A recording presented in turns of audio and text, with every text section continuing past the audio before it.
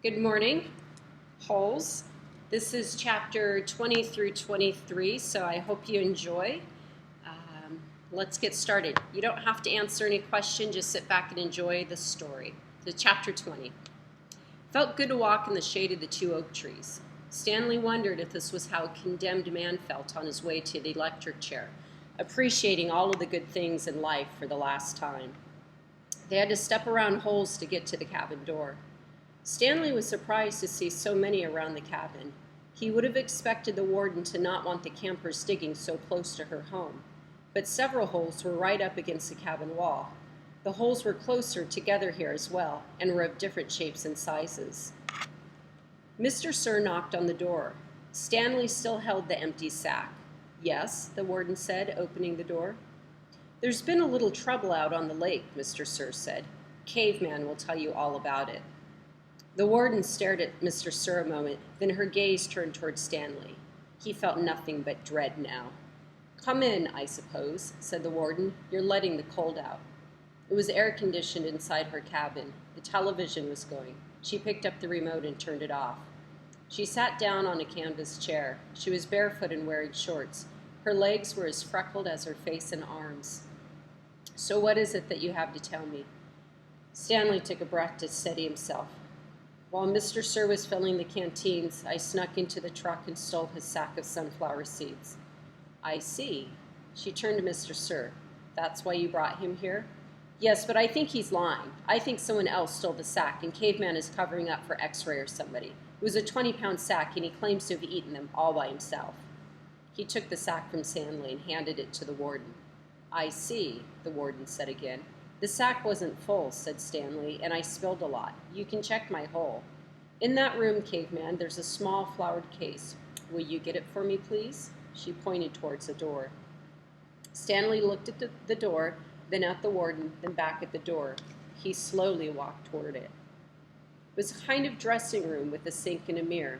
Next to the sink, he saw a case with pink roses. White with pink roses. He brought it back out to the warden, and she set it on the glass coffee table in front of her. She unclasped the latch and opened the case. It was a makeup case. Stanley's mother had one similar to it. He saw several bottles of nail polish, polish remover, a couple of lipstick tubes, and other jars and powders. The warden held up a small jar of dark red nail polish. "You see this, Caveman?" He nodded. "This is my special nail polish. Do you see the dark, rich color? You can't buy that in a store. I have to make it myself." Stanley had no idea why she was showing it to him. He wondered why the warden would ever have the need to wear nail polish or makeup. "Do you want to know my secret ingredient?" Stanley raised and lowered one shoulder. The warden opened the bottle. "Rattlesnake venom." With a small paintbrush, she began applying it to the nails on her left hand. "It's perfectly harmless when it's dry." She finished her left hand. She waved it in the air for a few seconds, then began painting the nails on her right hand. "It's only toxic while it's wet." She finished painting her nails, then stood up. She reached over and touched Stanley's face with her fingers. She ran her sharp, wet nails very gently down his cheek. He felt his skin tingle. The nail on her pinky just barely touched the wound behind his ear. A sharp sting of pain caused him to jump back. The warden turned to face Mr. Sir, who was sitting on the fireplace hearth. "So you think he stole your sunflower seeds?" "No, he says he stole them, but I think it was." She stepped forward and struck him across the face. Mr. Sir stared at her. He had 3 long red marks slanting across the left side of his face. Stanley didn't know if the redness was caused by her nail polish or by his blood. It took a moment for the venom to sink in. Suddenly, Mr. Sir screamed and clutched his face with both hands. He let himself fall over, rolling off the hearth and onto the rug. The warden spoke softly. "I don't especially care about your sunflower seeds," Mr. Sir moaned. "If you must know," said the warden, "I liked it better when you smoked." For a second, Mr. Sir's pain seemed to recede. He took several long, deep breaths. Then his head jerked violently, and he let out a shrill scream, worse than the other one before. The warden turned to Stanley. "I suggest you go back to your hole now." Stanley started to go, but Mr. Sir lay in the way. Stanley could see the muscles on his face jump and twitch. His body writhed in agony. Stanley stepped over him. "Is he—" "Excuse me," said the warden. Stanley was too frightened to speak. "He's not going to die," the warden said. "Unfortunately for you." Chapter 21. It was a long walk back to his hole. Stanley looked out through the haze of heat and dirt at the other boys, lowering and raising their shovels. Group D was the farthest away. He realized that once again he would be digging long after everybody else had quit. He hoped he'd finish before Mr. Sir recovered. He didn't want to be out there alone with Mr. Sir. "He won't die," the warden had said. "Unfortunately for you." Walking across the desolate wasteland, Stanley thought about his great-grandfather. Not the pig stealer, but the pig stealer's son, the one who was robbed by kissing Kate Barlow. He tried to imagine how he must have felt after kissing Kate had left him stranded in the desert. Probably wasn't a whole lot different from the way he himself felt now. Kate Barlow had left his great-grandfather to face the hot, barren desert. The warden had left Stanley to face Mr. Sir. Somehow his great-grandfather had survived for 17 days before he was rescued by a couple of rattlesnake hunters. He was insane when they found him. When he was asked how he had lived so long, he said he found refuge on God's thumb. He spent nearly a month in the hospital. He ended up marrying one of the nurses. Nobody ever knew what he meant by God's thumb, including himself. Stanley heard a twitching sound. He stopped in mid-step with one foot raised in the air. A rattlesnake lay coiled beneath his foot. Its tail was pointed upward, rattling. Stanley backed his leg away, then turned and ran.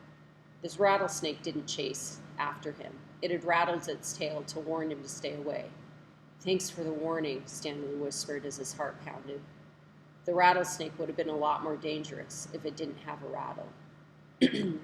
"Hey, caveman," called Armpit, "you're still alive." "What'd the warden say?" asked X-Ray. "Would you tell her?" asked Magnet. "I told her I stole the seeds," said Stanley. "Good going," said Magnet. "What'd she do?" asked Zigzag. Stanley shrugged one shoulder. "Nothing. She got mad at Mr. Sir for bothering her." He didn't feel like going into details. If he didn't talk about it, then maybe it didn't happen. He went over to his hole, and to his surprise, it was nearly finished. He stared at it amazed. It didn't make sense. Or perhaps it did. He smiled. Since he had taken the blame for the sunflower seeds, he realized the other boys had dug his hole for him. "Hey, thanks," he said. "Don't look at me," said X-Ray. Confused, Stanley looked around.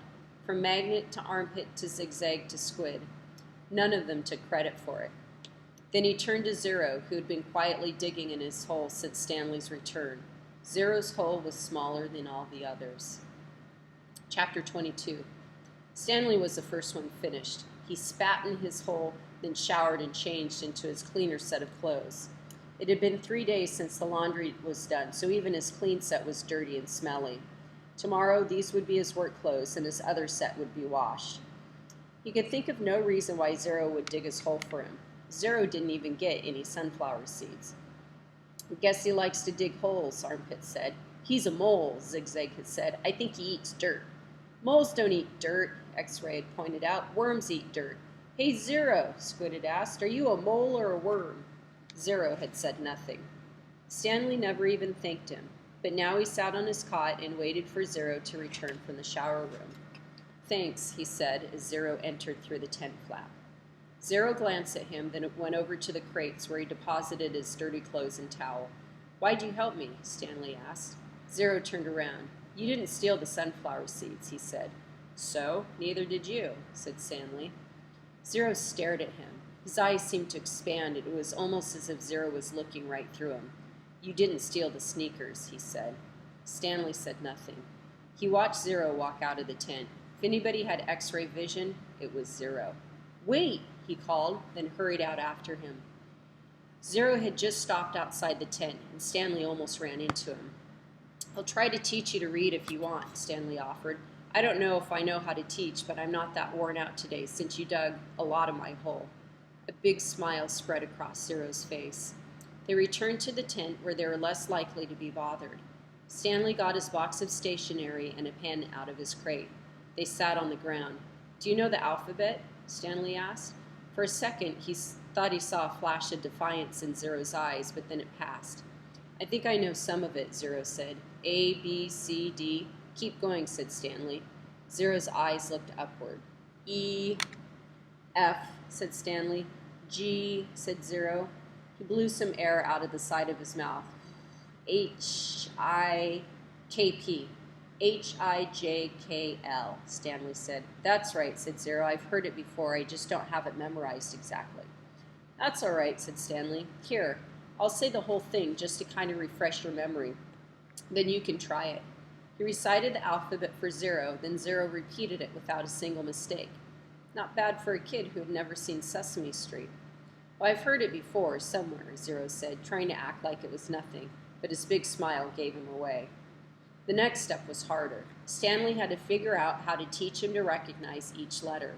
He gave Zero a piece of paper and took a piece for himself. I guess we'll start with A. He printed a capital A, and then Zero copied it on his sheet of paper. The paper wasn't lined, which made it more difficult, but Zero's A wasn't bad, just a little bit big. Stanley told him he needed to write smaller, or else they'd run out of paper real quick. Zero printed it smaller. Actually, there are 2 ways to write each letter, Stanley said, as he realized this was going to be even harder than he thought. That's a capital A, but usually you'll see a small a. You only have capitals at the beginning of a word, and only if it's the start of a sentence, or if it's a proper noun like a name. Zero nodded as if he understood, but Stanley knew he had made very little sense. He pointed out a lowercase a, and Zero copied it. So there are 52, said Zero. Stanley didn't know what he was talking about. Instead of 26 letters, there are really 52.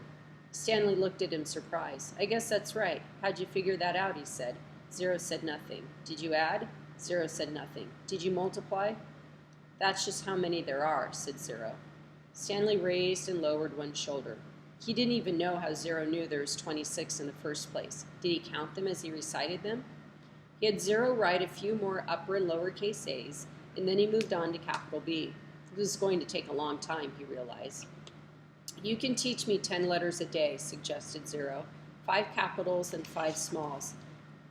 After 5 days, I'll know them all. Except on the last day, I'll have to do 12. 6 capitals and 6 smalls. Again, Stanley stared at him, amazed that he was going to figure all that out.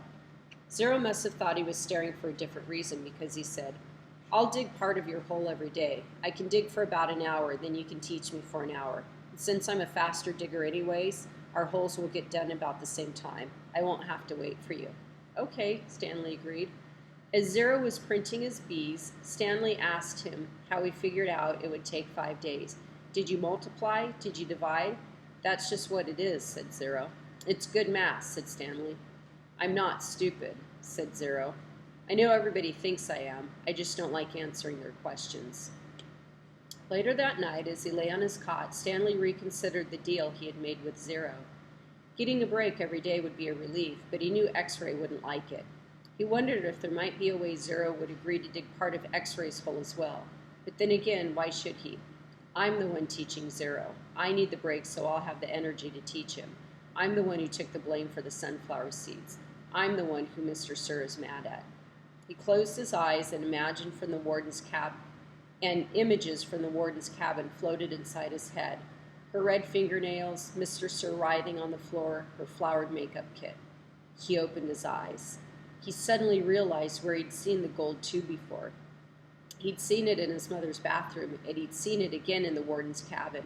It was half of a lipstick container. KB. KB, he felt a jolt of astonishment. His mouth silently formed the name Kate Barlow, and he wondered if it really could have belonged to the kissing outlaw. Chapter 23. 110 years ago, Camp Green Lake was the largest lake in Texas. It was full of clear, cool water, and it sparkled like a giant emerald in the sun. It was especially beautiful in the spring when the peach trees, which lined the shore, bloomed with pink and rose-colored blossoms. There's always a town picnic on the 4th of July. They play games, dance, sing, and swim in the lake to keep cool. Prizes were awarded for the best peach pie and peach jam. A special prize was given every year to Miss Catherine Barlow for her fabulous spiced peaches. No one else even tried to make spiced peaches because they knew none could be as delicious as hers. Every summer, Miss Catherine would pick bushels of peaches and preserve them in jars with cinnamon, cloves, nutmeg, and other spices which she kept secret. The jarred peaches would last all winter. They probably would have lasted a lot longer than that, but they were always eaten by the end of winter. It was said that Green Lake was heaven on earth and that Miss Catherine's spiced peaches were food for the angels. Catherine Barlow was the town's only school teacher. She taught in an old one-room schoolhouse. It was old even then. The roof leaked. The windows wouldn't open. The door hung crooked on its bent hinges. She was a wonderful teacher, full of knowledge and full of life. The children loved her. She taught classes in the evening for adults, and many of the adults loved her as well. She was very pretty. Classes were often full of young men who were a lot more interested in the teacher than they were in getting an education. But all they ever got was an education. One such young man was Trout Walker. His real name was Charles Walker, but everyone called him Trout because his 2 feet smelled like a couple of dead fish. This wasn't entirely Trout's fault. He had an incurable foot fungus. In fact, it was the same foot fungus that 110 years later would have flicked the famous baseball player, Clyde Livingston. But at least Clyde Livingston showered every day. "I take a bath every Sunday morning," Trout would brag, "whether I need to or not." Most everyone in the town of Green Lake expected Miss Catherine to marry Trout Walker. He was the son of the richest man in the county. His family owned most of the peach trees and all the land on the east side of the lake. Trout often showed up at night school, but never paid attention. He talked in class and was disrespectful of the students around him. He was loud and stupid. A lot of men in town were not educated. That didn't bother Miss Catherine. She knew they spent most of their lives working on farms and ranches and hadn't had much schooling. That was why she was there, to teach them. But Trout didn't want to learn. He seemed to be proud of his stupidity. "How'd you like to take a ride in my new boat this Saturday?" he asked her one evening after class. "No, thank you," said Miss Catherine. "We've got a brand new boat," he said. "You don't even have to row it." "Yes, I know," said Miss Catherine. Everyone in town had seen and heard the Walkers' new boat. It made a horrible loud noise and spewed ugly black smoke over the beautiful lake. Trout had always gotten everything he wanted. He found it hard to believe that Miss Catherine had turned him down. Pointed his finger at her and said, "No one ever said no to Charles Walker." "I believe I just did," said Catherine Barlow. All right. So, no question to answer online, but I had one question that I wanted to ask you guys. What was it? I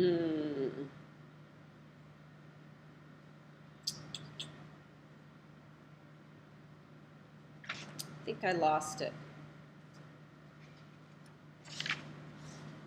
All right. I'll think about it, and then I'll ask you in class. It was a connection. It's a connection I was going to ask you to make. I'll find it, and we'll talk about it in class. So have an awesome weekend. It's Friday morning, 7 a.m., and you all are on your way here. So by the time you watch this, you will be at home. So I hope you have a great weekend, and I will see you Monday morning.